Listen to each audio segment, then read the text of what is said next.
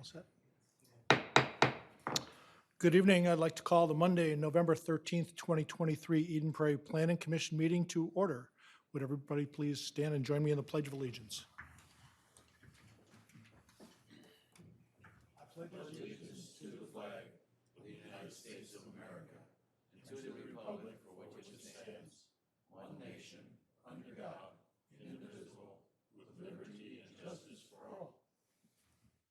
Thank you. Quick roll call. Meddy, Here. Civile, Taylor, Here. Brody. Here.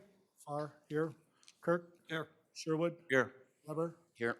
Piper is absent. Thank you. First item on our agenda tonight is the approval of the agenda.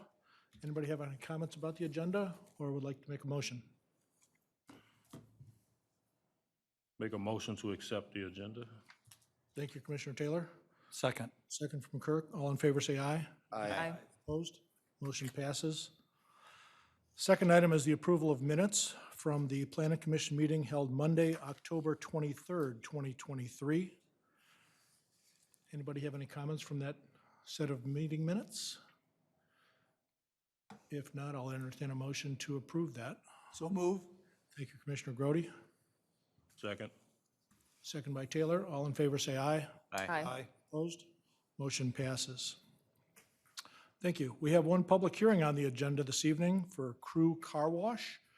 And it's for a planned unit development concept review on 1.35 acres, planned unit development district review with waivers on 1.35 acres, and a site plan review on 1.35 acres. We'll ask the applicant to come up for a presentation. First, if they so desire, then we'll have a staff report from the city planner, and then we'll ask for public comment from the audience. So please come up and introduce yourself, and welcome.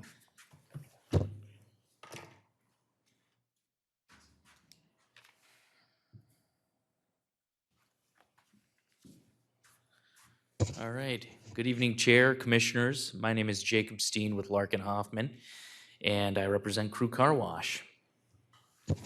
Got a presentation here. We'll just go through a couple of slides, so if you can bear with me, the technology. So a little bit about Crew Car Wash. Crew Car Wash is a family-owned business, been around since 1948. It's currently got 45 locations in the Midwest, and 4 of them currently, hopefully soon to be 5, are located in Minnesota. I'm going to ask Jeremy to do a quick fly through of an existing, it's only about a 30-second video, but want to demonstrate kind of a typical experience of Crew Car Wash. And it worked 5 minutes ago, so. Of course. Technology's always great when it works.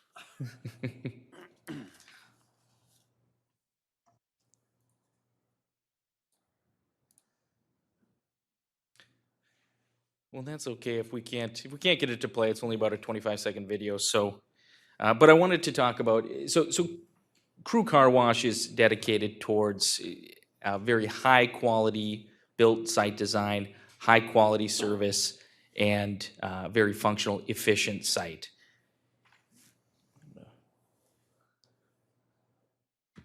I can skip to the next one. There we go.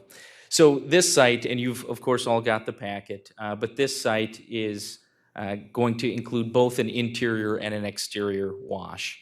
So you've got 2 very similarly sized buildings, and again, focus on very clean site and very efficient site design. On average, it's about a 3 to 5 minute experience from the time you enter the site to the time you would leave the car wash. That is the exterior, and then about 10 to 15% of customers will move into the interior wash, and that adds about 10 minutes on average. So again, you'll see the turning movements. That's a very efficient site movement in and out, and we've got 4 lanes that will accommodate traffic so that we can keep customers moving quickly. 4 queuing lanes on the east side.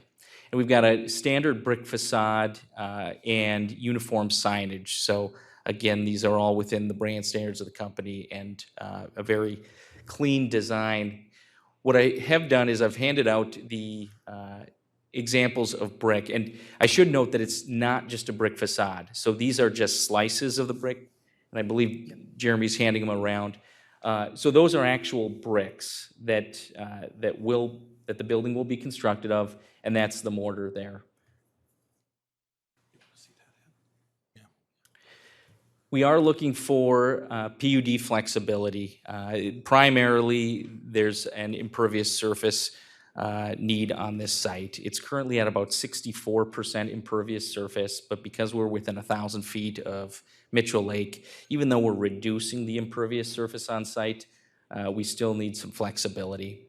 And then if you look in the southeast corner, the lower right-hand corner, we are looking for some flexibility with respect to the parking setback as well as the trash enclosure, which we tried to co-locate with the trash enclosure for Starbucks.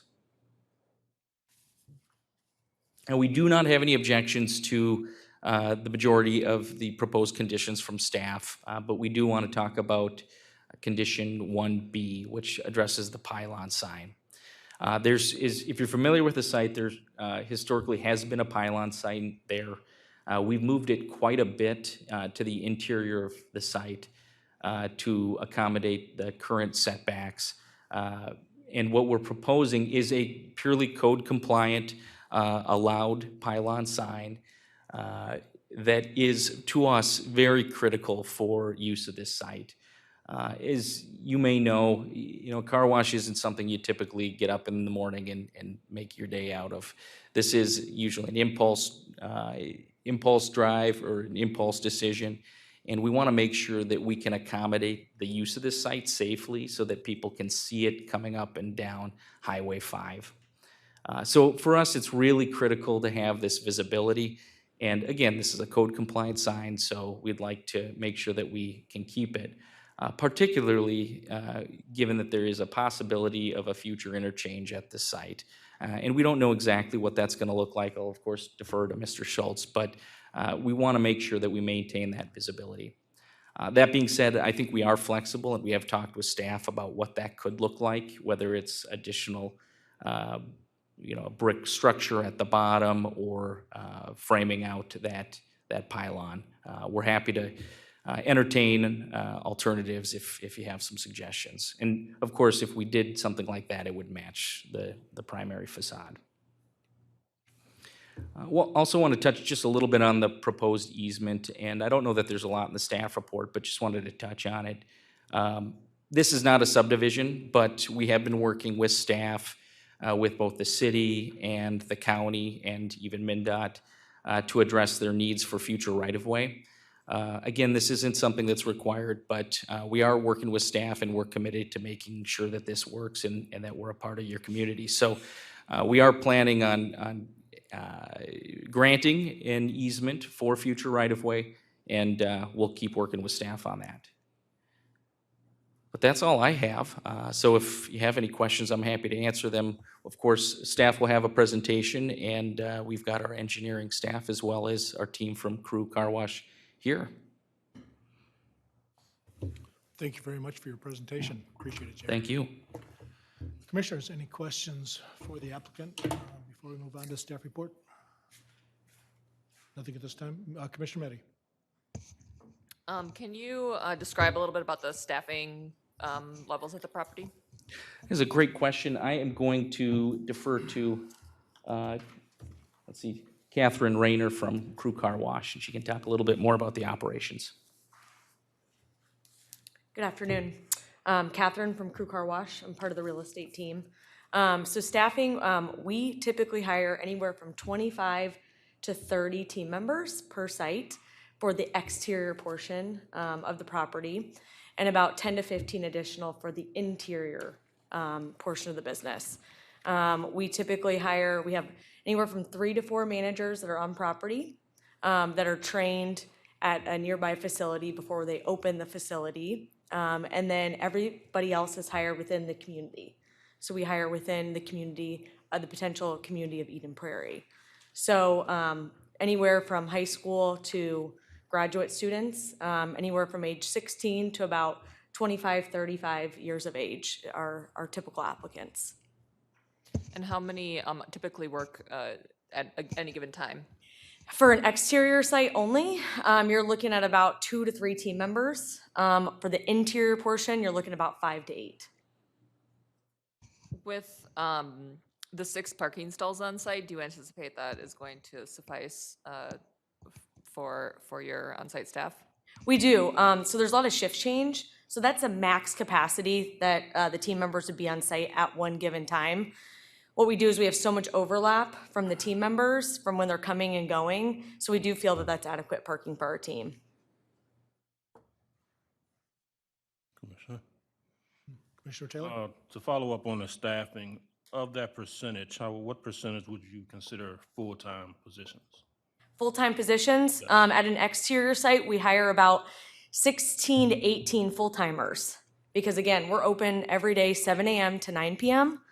So we need people all 7 days of the week. So a lot of full-time. We have full-time during the day, night as well. And then we also hire overnight nighttime cleanup. The video that unfortunately you guys couldn't see is a video, an aerial view of our property. We kind of take pride in what our property looks like. So we do a lot of maintenance overnight to the landscaping, to taking out the trash, to our tunnel. We love to keep our tunnel. We have a lot of stainless steel that's inside the tunnel, so we try to keep that very clean. So we have people that work overnight as well in the inside and outside of the facility. Commissioner Meddy? Sorry, I have another follow-up question. It was mentioned in the report that I know one of the items on the agenda is the impervious surface calculation. I'm also now realizing that future right-of-way acquisition would change that calculation.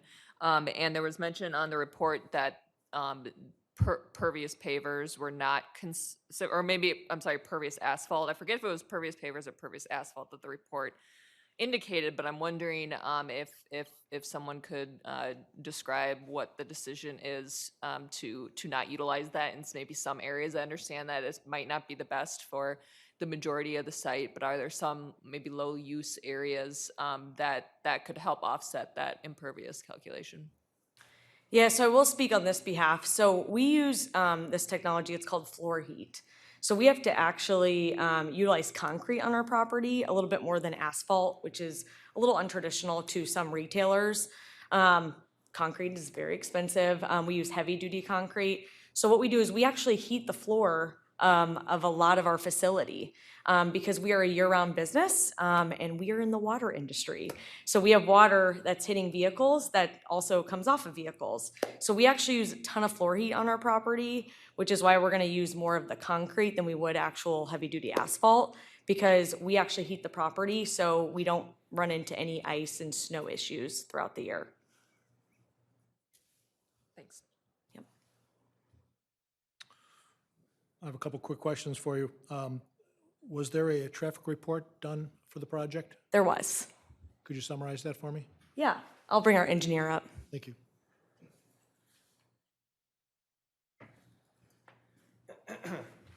Hello, I'm Jared Jones with Kinley Horn, a civil engineer. Yeah, as a part of our initial approval, we did prepare a traffic study. So that the traffic study compared what the site was as a Burger King, the previous tenant, to what Cruise operations currently are up in Maple Grove. So we had some staff up there to monitor and record the traffic movements for a day or two to get a sense of how many vehicles come through the site. So with that information, we were able to compare what we can expect at this facility with what the Burger King had. And the result was a pretty similar experience with traffic. We're looking at 92 less trips in the morning and maybe 104 more in the afternoon. But overall, the overall traffic isn't really expected to be terribly different from what the site had previously. Good. Okay, appreciate that summary. Can I just follow up? What were the days that you looked at the traffic? I believe they were there on a Saturday, so we coordinated with crew to make sure we were out there on their peak days. And What month, day? this happened, I think this was this spring. Spring, so what was Dairy Queen like at the time? It was, I don't know. So- Yeah, we were out at the Maple Grove site for the traffic study, so. You were at the Maple Grove site for the traffic studies for the Eden Prairie site? Well, we were comparing what a typical cruise site would, how many cars would typically come through. Okay. So there's an estimate of cars based on another prototype around Correct. town? And that other Yeah. site is the same size and functionality as this site? Correct, yes. Okay, all right. But yeah, to Commissioner Weber's point, yeah, so we have the Dairy Queen and of course the new Starbucks. Yep, there. So, And we have the deli, there's a company in the back as well that use the same, Deli Express yes, Deli Express. there. trucks, I believe, in their loading dock. Yep, okay, all right. Okay, so what I heard from you is that it's similar, the numbers are comparable in terms of inbound and outbound trips? Okay, and could you speak to, you mentioned peak times, so could you compare what a Burger King peak might be for a fast food restaurant versus a peak for a car wash?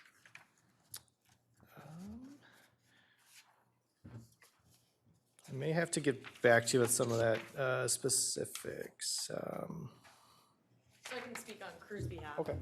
So, like I stated earlier, we're open every day, 7 a.m. to 9 p.m. Our peak hours, especially on a Saturday, are gonna be between 10 a.m. and 2 p.m. You know, it's right in the middle of the day, it's when people are running their errands. A car wash is a second thought. You know, you're not saying, hey, I'm gonna wake up today and get your car washed. You're gonna be out at the grocery store and say, hey, I have some time before I pick up lunch, I'm gonna go get my car washed. So it's kind of a pit stop, but typically on a Saturday, 10 a.m. to 2 p.m. is gonna be our busiest peak hours.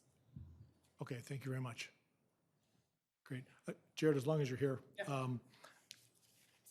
You're the engineer, of course. So there was some discussion in the staff report about stormwater management and the impervious surface area that's already on the site. You're reducing the impervious surface by a small amount. Correct. But if not for the shoreline management distance, we're close to the lake, I forget what lake it is. Are you going to be complying with all of the watershed district requirements and the ordinary Yes. stormwater management requirements? Yep, so we have actually already submitted to Riley Purgatory Bluff Creek Watershed and received their conditional approval. Conditional approval? Yep. Okay, great. So are you improving stormwater on the site from the pre-existing conditions? Yes. Okay, thank you. Appreciate it. The last question I had was about site lighting. I don't know who can maybe answer that, but part of our package was a site lighting plan. And in the smack dab middle of it, between your two buildings, you've got three very bright fixtures, triple-headed fixtures, pushing out a lot of light for just a couple of drive aisles, and just sparked some curiosity.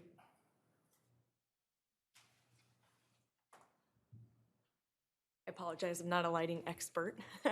But no, we do. We do have lighting all throughout the property.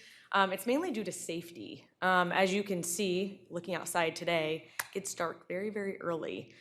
Just due to experience, we do have a lot of customers where if areas are not well lit, accidents happen.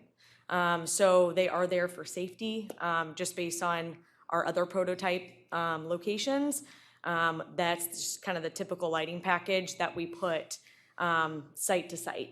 So they're really just there for additional safety and exposure, not only for our customers, but our team members. We are open very early and very late. We actually have team members that are on the property starting at 5 a.m. every day. So we like to keep it very well lit for their safety as well. Okay, my comment wasn't as much the use of lighting for safety purposes, which of course is a great idea, but it was the inconsistent foot candle level that's showing up on the engineer's lighting plan that shows very intense lighting underneath these three specific areas that the rest of the site is very uniformly illuminated with care. And so I thought something special might be going on that, So the point of sale, we actually have our team members interacting with customers, and we still handle cash and credit card. So there is probably additional lighting in those areas where the team member is getting exposure to a customer. Yeah, and I think, Right here. I think we're looking at the, I what is guess it would I don't have be- the number. Like, you're talking about in the middle of the property? in the middle of the property, yeah, where there's no transactions going on. It's just the queuing lane getting into the interior car wash, so it doesn't seem like there's a lot of things. It's the going on. queuing lane, it's also a merge lane, so cars are actually merging into one single lane. And then we also have, which you can't see on this layout, but we also have deliveries that come in those areas as well. So we get truck barrels delivered, and so it's also for safety for our deliveries as well. But I think what you're asking is why is it different from the exterior? And the discussions internally is that we really try to keep the exterior lighting very low relative to the standard lighting. So it just looks extra bright because the exterior is intended to reduce the, off-premises light pollution. All right, so makes my sense. takeaway was that it's intentional. Absolutely. Okay, thank you.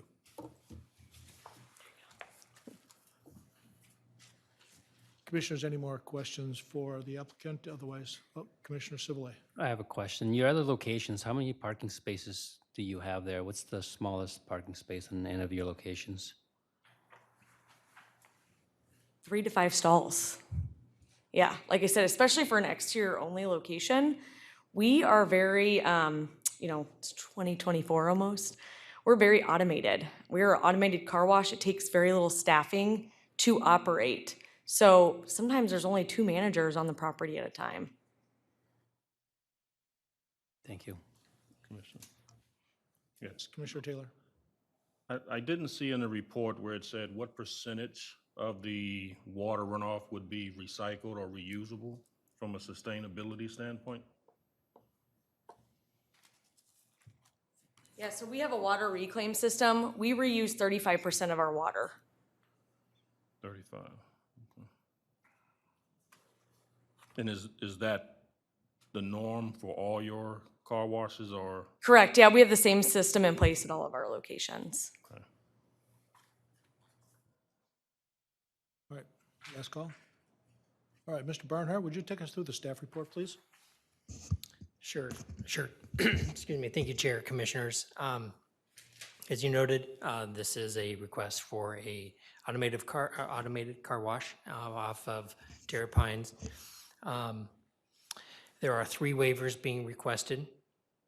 The impervious surface limit is proposed to exceed from the 30%, which is allowed by code, to 61%. Burger King was allowed at the 64, was approved at the 64% before the shoreland rules were in effect. So that's why there's that starting point much higher than 30%. And Ms. Mehdi, you did mention in the future, if right-of-way is taken for or improved, or the boundary line is adjusted, that percentage will go up at that time because there'll be less land available to compute the impervious surface. But right now, they're asking for a waiver to the 61%. 2 other waivers are related to the improvements on the north side of the property. The south side. The side yard setback for the trash enclosure and that kind of covered storage area is proposed to be within the front yard setback or within the side yard setback in that area.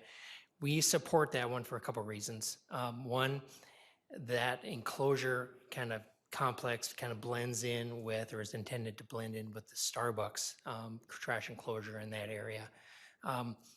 Moving it into a conforming location kind of further north into the site would impact the drive access into the Starbucks and create some unnecessary conflicts. So we feel that the proposal for putting that enclosure within the setback area is justifiable and preferred, frankly. And then lastly, the parking setback, they're requesting a waiver of 2 feet to encroach, 10 feet, 8 feet from the property line rather than 10 feet, again, on the south side of the property. We do again support that waiver because of the access drive to support the Starbucks. It's a unique situation. We don't have a lot of that situation where you go through one property to access another. And we feel that the site design based on those waivers is appropriate. As the applicant, I noticed staff and the applicant have worked very closely together over the last several months. And really there's with the, several recommended conditions outlined in the staff report. There's really only one left to discuss, and that's the sign issue. From our perspective, there's just too much signage in a small area.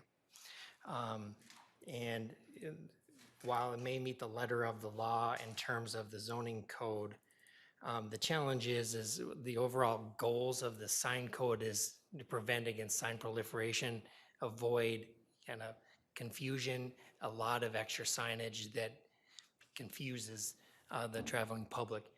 And so from our perspective, just an excerpt of their sign plan from your staff report, the red circle here shows the proposed pylon, and then the red square here shows that kind of 35-foot tall tower that's kind of part of their building. And here's another kind of the site plan view of that. And in this configuration, you'll always see at least 3 signs. What's not shown in this picture here on your screen is the freestanding pylon sign. Because from that tower perspective, there's always you're gonna see 2 corners at each vantage point, unless you're due north and you happen to be driving on 5 looking straight to the south. So you're always gonna see at least 2 wall signs and then a freestanding sign. We're challenged by kind of how does that interact with our goals of our sign code in terms of, again, sign proliferation and just really a lot of pollution. What we're recommending is removal or relocating of that freestanding sign to the building or to the south side of the building. We feel that that is appropriate, as the applicant had mentioned. This is an impulse decision, choosing to do a car wash. The tower signage, I call it the tower signage, the signage on top of the building, that's going to capture your attention off of 5 and 4.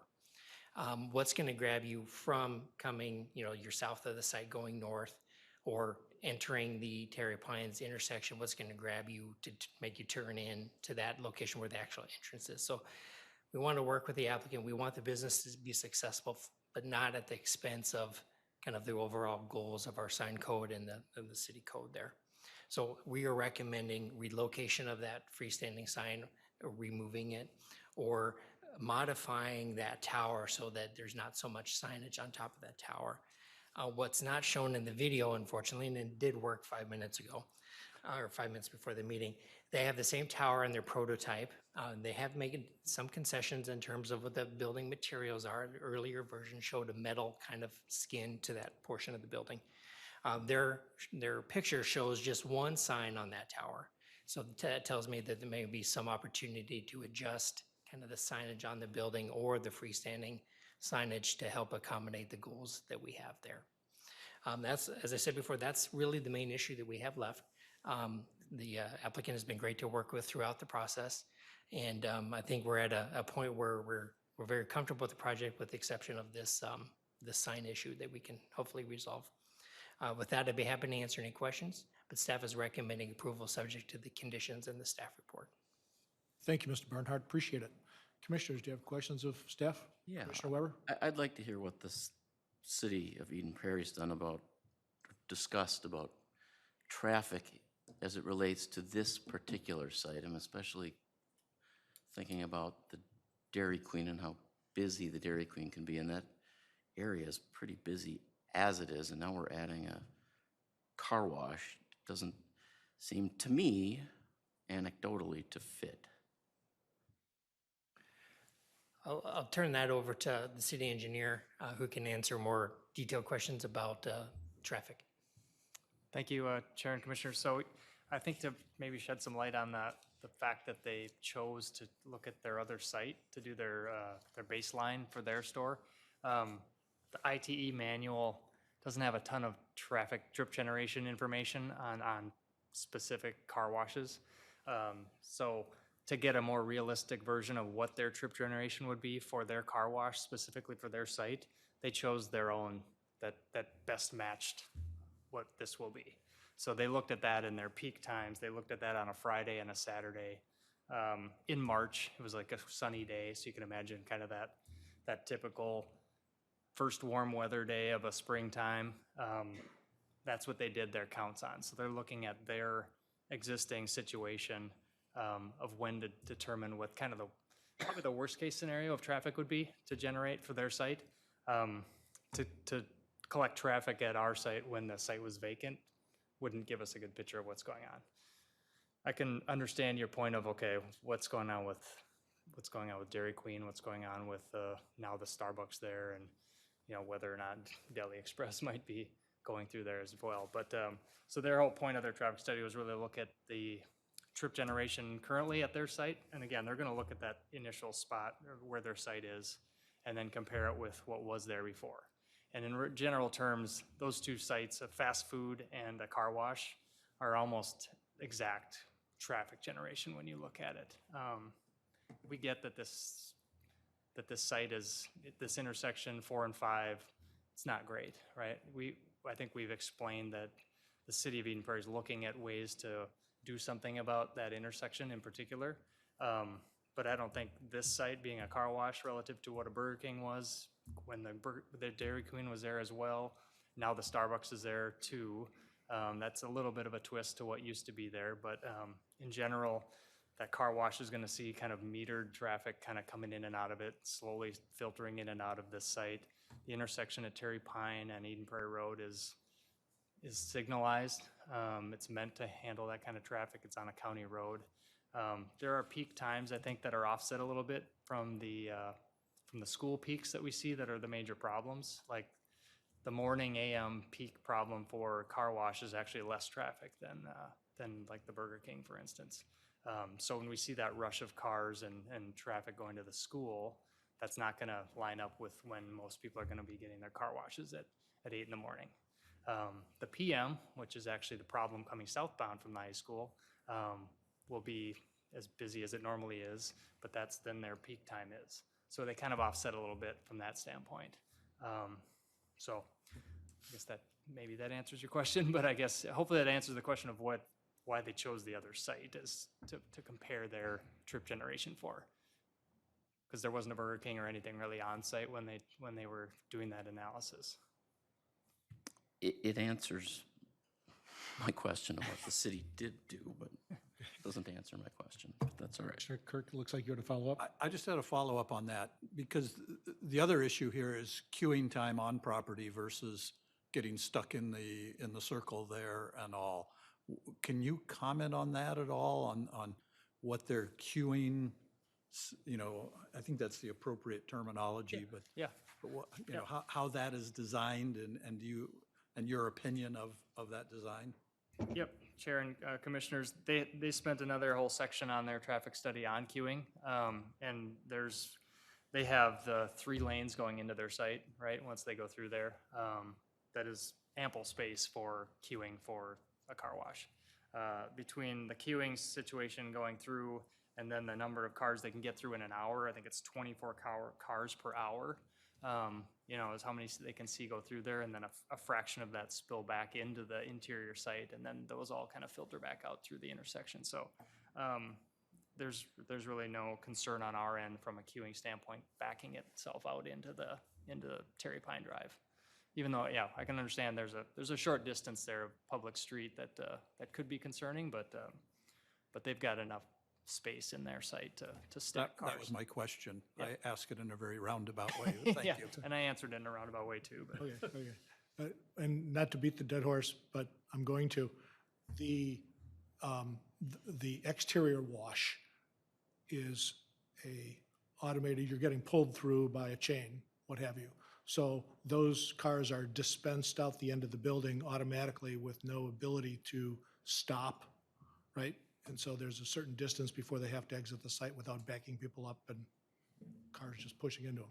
So have there been instances where Terry Pine is backed up, precluding exiting from either the the Dairy Queen or the Starbucks?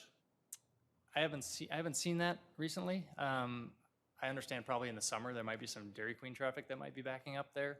Sure. But again, the signal timing is, I would say, generous for that intersection from the county standpoint to be metered and allow the cars to go in and out there. It's detecting that traffic, you know, the signal is detected with the camera, so it's seeing that and allowing those queues to get out of there, so, Okay, that's an important finding. Okay, so it's detectable, yeah. and the signal can do something about it if it detects a high flow of traffic? It can detect the queues, right? If there's extra cars there, it adds time and lets them through. Okay, that's very helpful. Okay, so on the tail of that then, cars exiting the Starbucks, they have to merge or take turns with people coming out of the interior building. Right. The interior building, I think, the customer's driving the vehicle out themselves, or is that being pushed out by a chain like the exterior wash? Yeah, so the interior building is on a large conveyor belt. Think of it as a large treadmill. So the cars are on the belt, the team member gets out of the vehicle, the treadmill takes the car through the process, and then the customer re-enters the vehicle and they actually pull the vehicle out themselves. Okay, so they don't have a choice though as to whether to stop or go, because the conveyor belt. Yes and no. We have this technology that's built into both tunnels, actually. For some reason, if there was any type of traffic concern, which I've been with Crew for 8 years, I haven't seen it yet. But there is technology inside both tunnels where if there was a traffic concern, the belts completely shut down automatically. As soon as the customer taps their brake, all operations shut down on both tunnels on our property. All right. So what I'm seeing from the site plan is that there's very little distance when you leave that interior car wash building. You have to immediately make that right-hand turn. Thank you. for Yeah, putting so that you're graphic. coming out of there and you're just making the right-hand turn to merge in, and then to exit the property, you would turn right again. Right, right. So you're not responsible for signage for Starbucks, but their customers are coming out, juggling a cup of coffee and their wallet in their two hands while trying to drive at the same time. And out comes a car from your building without the ability to get out of the building and then stop before the merging traffic from Starbucks. And I don't see any signage or yield or warning or stop signs or anything like that. And I'm just wondering, that looks to me like a traffic hazard right now with the merge. There's a very, very fair distance between both exits and where they'd actually be merging with Starbucks. We have not seen it. We're more than happy to provide additional yield or watch for Starbucks traffic. We can absolutely add that if needed. But, I mean, cross-traffic is pretty, this is pretty standard when you're looking at two tunnels. Yeah, it's that exit from the interior wash conveyor where they have no room to respond to a yield. Well, yeah, they can't yield themselves very easily. Could I ask a clarifying question on this? For the interior wash building, when the customer's getting back in the car exiting, does that conveyor belt go all the way to the end of the building like I would expect on the wet exterior wash side, or is there an area where it's just not the conveyor belt anymore, where they get in their car and then? Yeah, go out? so the conveyor belt obviously ends before there's garage doors. So it obviously ends prior to the garage door. So it's more of like a rollout, as well as the exterior building as well. So the customer is gonna be almost rolling out of the car wash to get into the merge traffic, but they're in full capability of their vehicle. Does that answer your question? So the conveyor belt goes all the way to the garage door? It technically stops before the garage door, but there's just There's like, not like an entire car distance of ground? there's not, no. Yeah, okay. Okay. Well, I think we've talked this through. I'll share my further concerns on this later when we deliberate, but thank you for the answer on that. Anybody else? We're still on staff questions, if I'm not mistaken. Commissioner Grodius. What kind of possibilities do you envision about enhancement of the intersection? And another lane, is that why we need to have this big buffer?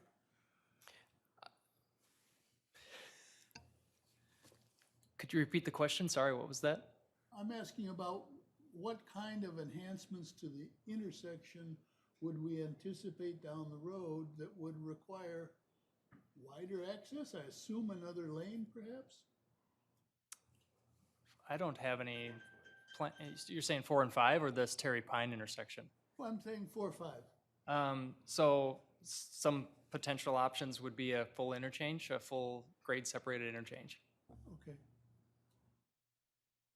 Okay.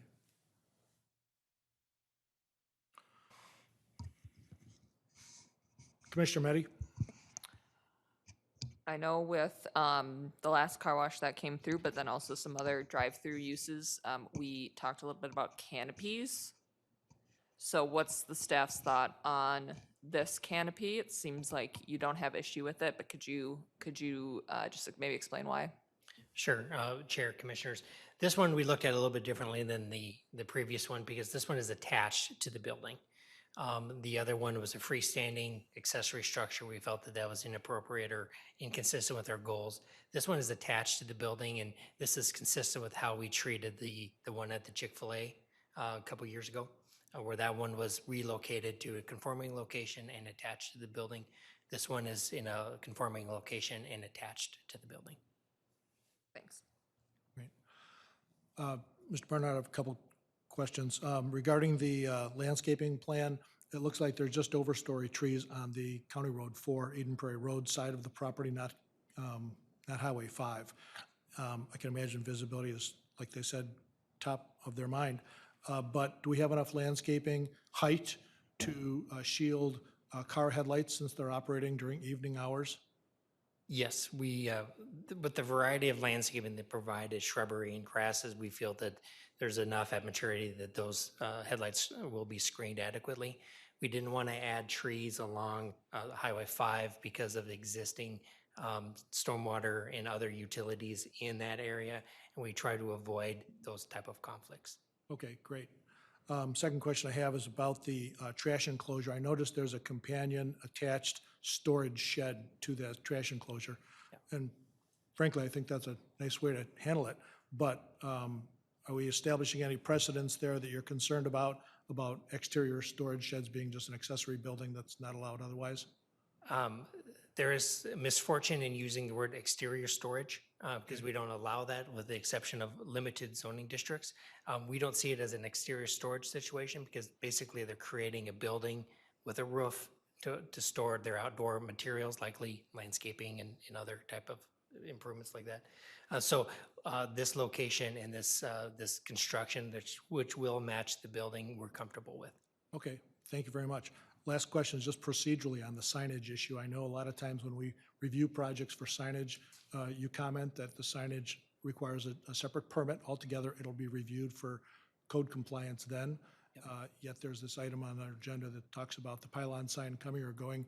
Are there specific instructions you want our commission to take for advice back to you on the pylon or any other signage on the project? Our staff recommendation asks for a recommendation from the planning commission to suggest to the property owner remove that from the sign or from the site plan before it goes to the city council for their review.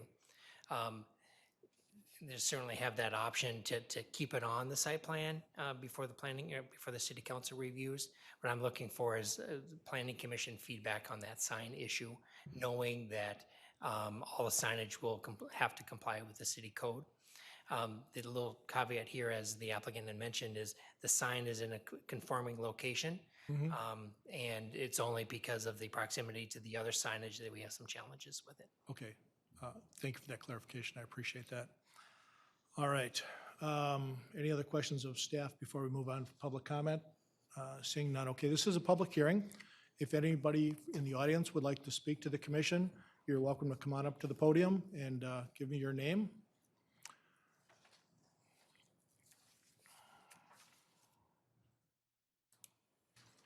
Hello. Hi, welcome. I'm Jim Mackey. I'm nervous as Heck, I live off of Cherry Pine Drive. Okay?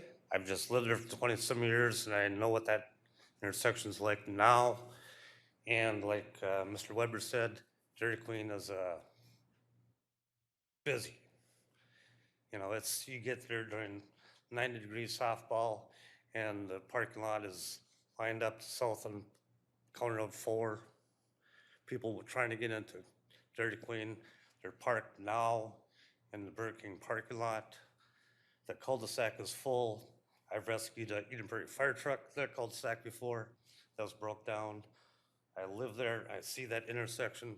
People are going north on 4, they blow that light, because I think they're more concentrated on the Highway 5 light and they miss Cherry Pine light.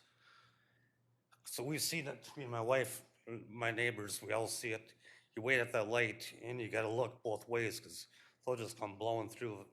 Probably intentionally nowadays at times, but more or less they're not seeing it. I'm just worried about the new building.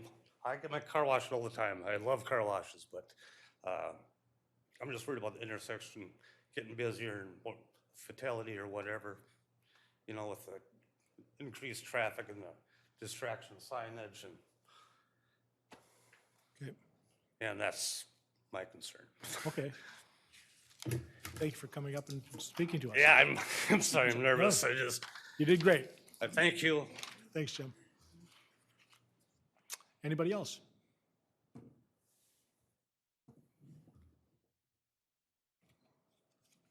All right. I don't see anybody else. We have one in writing here attached, I assume. We do. So I suppose I should just acknowledge that for the record, that placed on our desk before the meeting was an email from someone in the city on Topview Road, being concerned also about the intersection at Cherry Pine and County Road 4, noting some level of service rates stated from prior information, some crash statistics, and concern about it becoming a dangerous intersection. So duly noted. Thank you. Commissioners, would you like to take action on the public hearing, staying open or closing? Mr. Chairman, Mr. Kirk, move to close the public hearing. thank you, Ever. Second. Mr. Kirk, sorry, did you second it, Commissioner Meddy? Yes. Thank you Second. very much. All in favor of closing the public hearing, say aye. Aye. Opposed? Public hearing is closed. Okay. So Commissioners, let's talk about the waivers first, maybe. There's 3 waivers: the impervious surfaces waiver, setback for parking and setback for the trash enclosure. Anybody care to comment or share any findings on that? Hearing none yet. I'll- Oh, go ahead. I'll comment. I support the waivers. I do have some heartburn on the impervious surface, but I think it's not practical, and I think it's more of a technicality that it's within that shoreland. You know, it's pretty far away, completely not kind of in drainage of that lake. So well, it gives me a little bit of heartburn. I'm okay with the waivers. Okay. We didn't ask, and I don't know if you want to ask, if in fact the drainage area does eventually make its way to the lake. I don't know if it does or not. Doesn't matter to you? Okay. No, I'm just thinking more of the topography. It's not like clearly right there, like Right. this is gonna wash out into the lake. I think, you know, it's probably within the technical drainage. I but- certainly agree with Commissioner Meddy's position. I think the waivers are reasonable and, you know, if anything, a very, very slight improvement from, you know, what was there. And it also just doesn't seem to endanger the lake in any significant way in my perception. Okay. Thank you, Commissioner Kirk. Anybody else care to opine on that? Okay. Let's tackle the signage.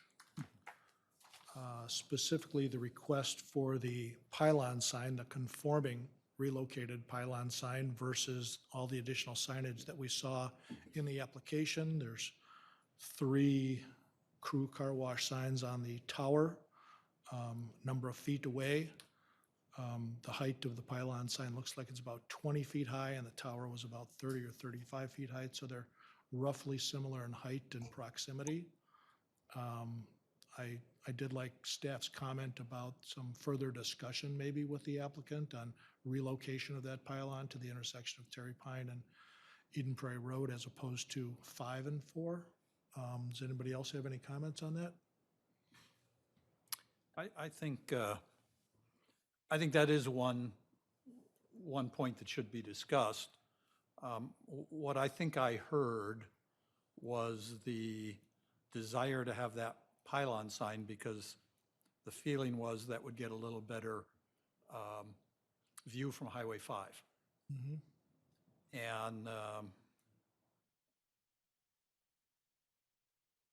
you know, if we moved it over by Torrey Pine, the actual intersection on 4 defeats that purpose. Sure. So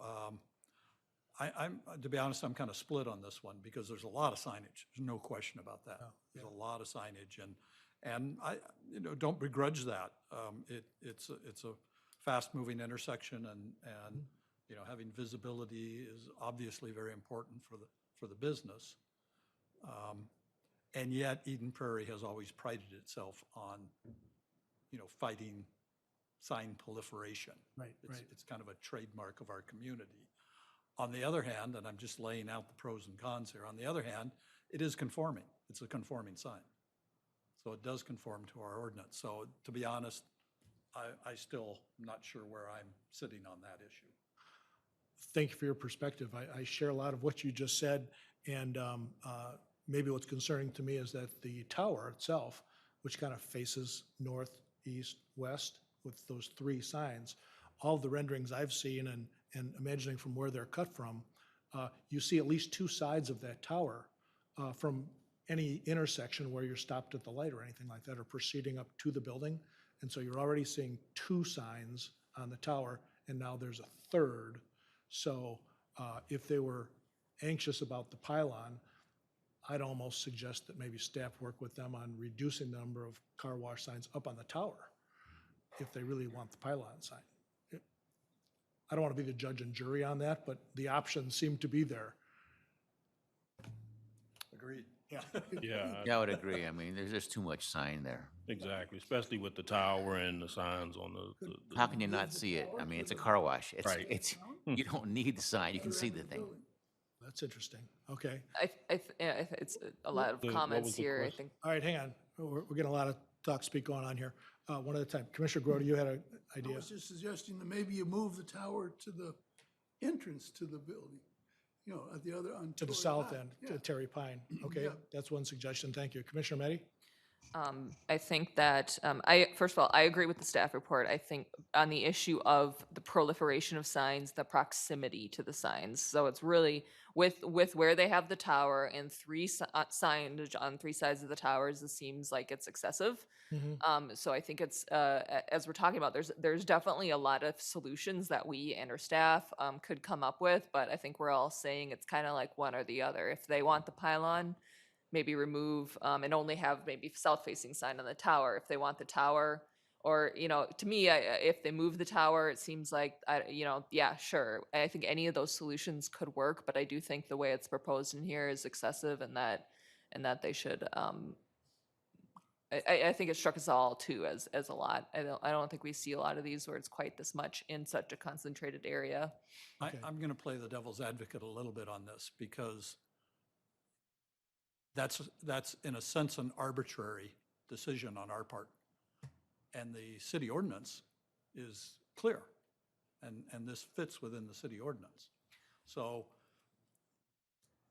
Could we ask staff on that question? Because I'm a little unclear because we're hearing it meets code, it meets city ordinance, but we're also hearing that there's a rule that it cannot be within 300 feet of the building sign. So I'm not clear whether or not this is permitted.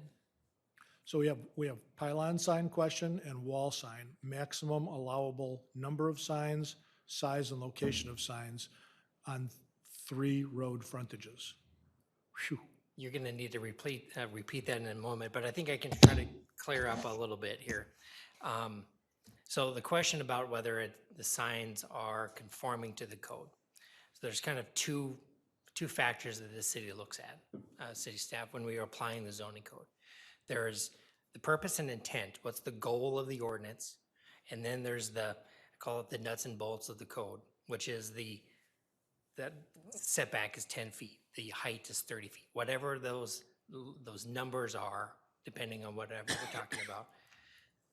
Those are supposed to communicate the goals and intent of the code.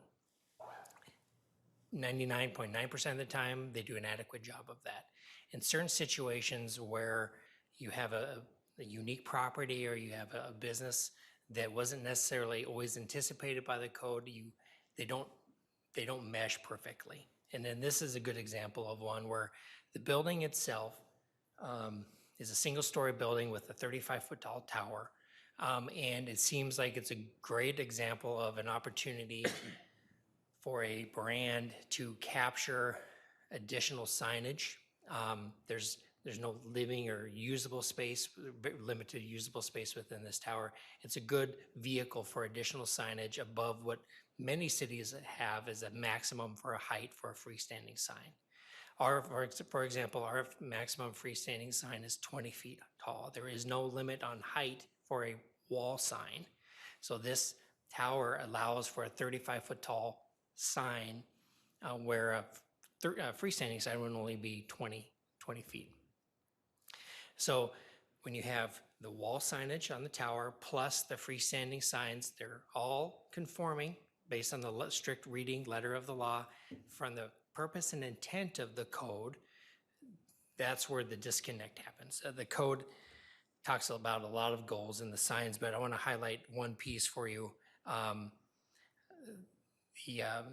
The goal is that the public is not endangered, annoyed, or distracted by unsafe, disorderly, indiscriminate, or unnecessary use of such communication facilities signs.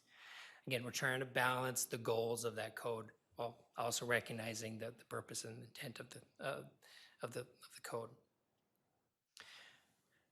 In staff's view, the three signage on the tower, two of which can be visible at almost any vantage point, plus the freestanding sign contributes to, annoyed or distracting signage. That's why our recommendation is to do something different. The easiest, simplest, I guess, from staff's perspective, is to relocate that freestanding sign to another location. We provided that comment in the past. There is some challenges to just simply removing it or locating it to the south side of the facade because there is limited space and grades and things of that nature. So I understand the challenge there. Another option is to remove some signage from the building in that tower area to kind of reduce what passersby could see in terms of the number of signage. That's another option that I think the applicant could be willing to consider.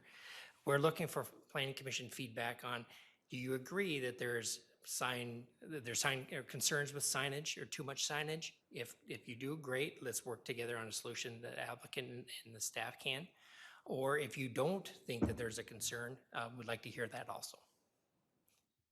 So that's kind of, I guess, what I'm looking for. Okay, thank you. Commissioner Kirk, did that kind of answer your questions about that?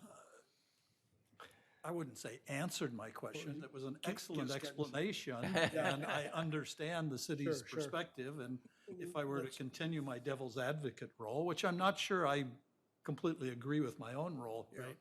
but the police officer who pulls me over for rolling 3 miles an hour through a stop sign, well, my intent was to stop, and I showed that intention, but the letter of the law, so. And I do roll through stop signs once in a while. So, Sure. it is, Okay. it's that kind of an issue. It's on the record. Sure. It's on the record. All right, well, if you don't mind me indulging all of us in a informal poll, how many of us, 1, 2, 3, 4, 5, 6, 7, 8 of us, think that there is excessive or too much signage on the property proposed, and we would support the loss of the pylon sign or one of the tower signs? Just one. Okay, everybody except for Commissioner Kirk, and that's fine. That's fine. I'm on the fence. So we have 7.5 to half. Okay, all right. All right, so I think as a commission, our finding is that we believe that there's enough signage on the property already, and this pylon sign or the equivalency of it could be reduced. Okay, let's move on, get something easy. How about any other questions or comments on the design of the facility, use of materials, signage, lighting, landscaping, anything like that? I find that the architecture is pleasing for a car wash. There's nice, brick facades on both of them, modern architecture. Commissioner Sibley? Can I go back and ask that question again about staffing? I think you mentioned there's roughly 30 for exterior, 15 for interior, 16, 18 full-time, but at one particular shift, what's the minimum you would have for both interior and exterior?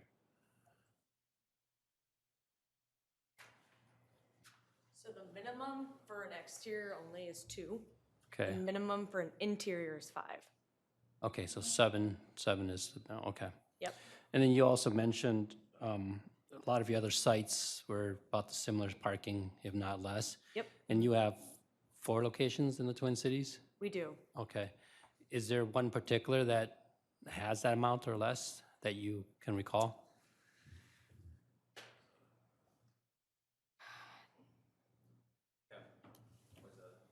I mean, Wyzetta has the least amount of parking. Okay, which is about 6 or less? Yeah. Okay. Yeah, I have to go back. We just opened last week. Yeah, it was a remodel of an existing wash that we did. I believe it has 5 parking spots. Yeah. Okay. But to your point, yes, we have several locations in Indiana, which is where we house 45 locations that do have just literally 3 to 5 stalls. Okay. Yeah, I just have concerns because of other parking or car wash facilities. They have probably less staffing than what Crew has from what you're telling me. And I see a lot of them park in the streets. Right. Because of limited parking, I see that happening here. And I don't know if Terry Pine allows street parking. That's a pretty small cul-de-sac, plus the traffic going back and forth. That's just one of my concerns. So one thing I will point out is the majority of people that we hire are the age of 16, 17-year-olds. A lot of them don't even have cars. So we have a lot of parents that are actually dropping off their kids because whether they don't have their license, they haven't got it yet. So, I mean, a lot of that is they don't even have a car themselves. Sure. Or they bike to work. I mean, we do get a lot of team members that also bike, so. And how long was that location been open? Last week, they Wow. opened. And I could be looking at the map wrong, but I was looking at all your locations in the Minnesota, and they look like there are a lot more parking spaces than 6. Some look double, and that's the reason why I ask.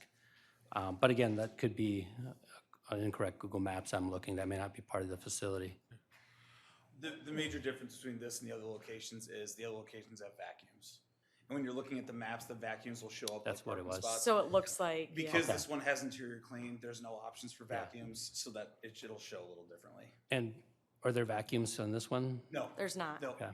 no, there's an interior and exterior clean. It'll be the first one we've done in Minneapolis. Yeah. Okay. Sorry, I'm Travis, by the way. Thanks, Travis. Okay, thank you. If I may follow up to Commissioner Civile's concern, while it hasn't been presented in the staff report, I suspect that if the applicant was pushed to provide a proof of parking plan, that it would entail just putting employee parking stalls in one of the multiple drive-in lanes. If they have like 3 lanes of incoming cars right now, maybe the easternmost lane adjacent to Starbucks turns into parallel parking for employees, or maybe between the buildings where there's 2 stacking lanes going into the interior car wash, one of those gets converted to parallel parking for employees. Is that a reasonable finding? Because we wouldn't want street parking, correct? That's correct. We would not want street parking. We don't see an opportunity to expand the impervious surface footprint beyond what's there, so we'd probably look for some solutions to reuse or double use some of the paved Right. surface. Mr. Steele, looks like you want to say something. Yeah, thanks, Chair. So we have actually reduced already from 4 to 3 lanes. So the 3 lanes is pretty critical for us because we're losing about 13% of the site for these easements. Sure. We also really are constricted on where we could put those parking spaces. So- Absolutely. So I guess what I'm looking for is a solution from your team to say, if push came to shove, and instead of parents dropping off their kids, you were hiring people with cars, and you ran out of parking stalls, we want to prevent that problem. And so we want to know, what would your team do about that if staff called you up one day and said, you don't have enough parking, what are you going to do? Yeah, I think we have a number of different solutions that we could work on, whether that is, rental offsite, whether it is bringing people to the site, rental of spaces. We could shuttle from across Kitty Corner over Kowalski's if we needed to. But we would absolutely take a look at that and work with our engineering team. Like I said, we have really struggled to get this as efficient as humanly possible and eliminated a lot of the extra space that we would normally have on site, but we can absolutely look at that. It would have to be some sort of impervious or pervious paver combination so that we wouldn't go over. Yeah, I don't think you have any 61%. room to add more pavement on Right, I site. don't know where No, we could- I think it's a matter of using what pavement you have for parking in lieu of queuing. We can certainly take a look, absolutely. We work with staff to evaluate that. Okay, thank you. Appreciate it. All right, Mr. Chair, I'm sorry, Commissioner Meddy, is it all right if I share my thoughts on parking and or Please. traffic? please. They do have that very long hash marked what I think is a loading lane for where they say they have trucks drop off stuff. I imagine they could use that and for potential overflow employee parking. And then just on the greater, I guess, parking and traffic discussion,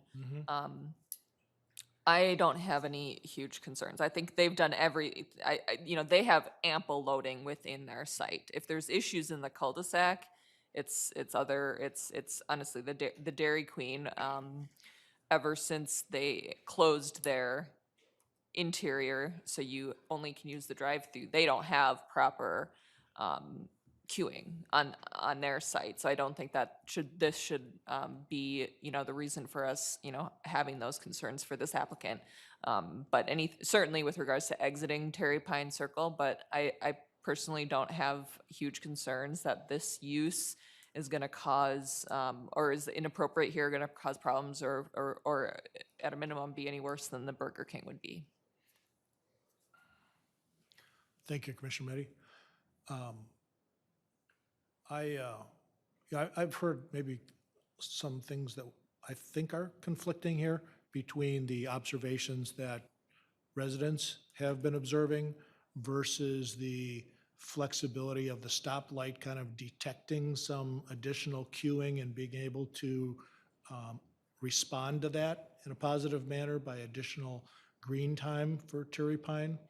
And so I want to make sure our hardware is doing the trick, but it sounds like real-world experience, there could be some times where there's some backing up, and I think, Commissioner Weber, you kind of shared that same concern. So even though we're not adding more trips than what the Burger King had, I feel like there's some sense of entitlement that we owe the landowner for that. But we certainly don't want to create or recreate a traffic problem at that intersection, or at least not have it spill out onto County Road 4. So if there was a backup, forgetting about the physical problems that it may cause on site for any property owner, is there a problem with the city having a long line at the light? I'm assuming not. The light's going to handle it. It's designed for capacity. Correct, Mr. Schultz? Chair and, Commissioners, I would be confident that there's a traffic, if it was a stop sign condition or something where you're just really waiting and you don't have a queue of green time for you to go through. Now, I will admit, there may be times when that northbound section between 5 and this intersection is blocked, and you get a green light at Terry Pine coming out of Dairy Queen, and you can't go right yet.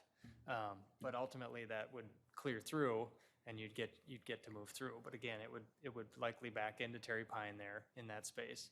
I guess I'd also just bring up the fact that, you know, Dairy Queen has now, they've opened the inside and they're remodeling their parking space and their circulation as well, or they're working on that currently. So we're hoping that these adjustments will make improvements to that circulation as well as the circulation of both Starbucks and the car wash. Can I ask for clarification again? Northbound traffic on Eden Prairie Road, peak is AM there? Correct, yep, Okay, it's so really the the high school. northbound is AM It's peak, the high which school, is yep. opposite of the car wash peak hours. All right. So, okay, Maybe, Mr. Chair, I'd just like to say, I think the traffic is an inevitable issue, but a solvable one. Because every time this has come up and every time when we talked about the Burger King, you know, putting the new Burger King in there, we had the same discussion. And I think that the car wash, I think as Commissioner Meddy just pointed out, is a little bit of a less of an issue because the peaks are different. So I think that's a solvable problem. I don't think, you know, I think it could get messy at times, but I don't think it's, you know, a showstopper on this project from my perspective. okay, thank you. I guess the perspective that I would add, and it goes to what Commissioner Meddy said, is that I don't know that we can want to punish the car wash for, or that property owner for the sins of Dairy Queen, because it's really Dairy Queen who's caused the problem at that corner. But I am concerned, as the residents have pointed out, both that are here and in the email, that is a busy corner, and it is, I believe it's a problematic intersection, one that I'm through a lot because I live near there. But I don't think it's fair to, like I said, punish the car wash for the Dairy Queen sins. All right, thank you. And yeah, I share similar concerns and conclusions as well. I vocalized my concern already for just the internal conflict potential of the Starbucks customers leaving the site and having to deal with a merge from unsuspecting customers of the car wash coming out of the interior building, the interior wash building, with very little time to react to an oncoming car coming from Starbucks. And so I would urge the applicant to consider signage to protect their customers from the Starbucks people. And no disrespect to Starbucks. I maybe misstated that a little roughly. And then conversely, on the way in, when people pull off the cul-de-sac, all of your customers are turning right, Starbucks customers are turning right, and the outbound customer of yours coming out of the interior wash building is turning right in the opposite direction there. And that S-curve, I think, could use a paint stripe just to delineate inbound and outbound traffic clearly, because vehicles are going to be making that S-turn frequently, and we don't want to have little 5-mile-an-hour head-ons there. So I think a paint stripe would do you well. And not just to mention those coming out of the interior cleaning that want to turn left to go to Starbucks at that point as well, Oh, boy. right?